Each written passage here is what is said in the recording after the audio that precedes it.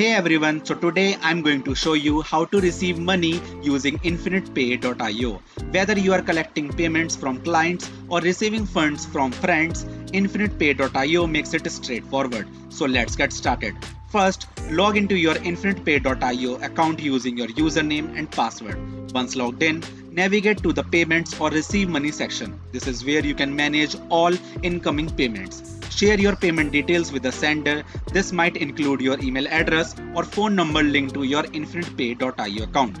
Once the sender initiates the payment, you will receive a notification from Infinitepay.io. You may need to confirm receipt or verify that transaction.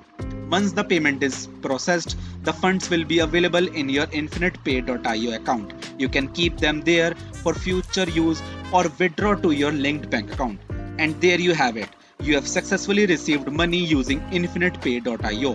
Whether it's for business transactions or personal payments, Infinitepay.io provides a seamless experience. If you found this tutorial helpful, please give it a thumbs up and subscribe for more tips. Thanks for watching and see you next time.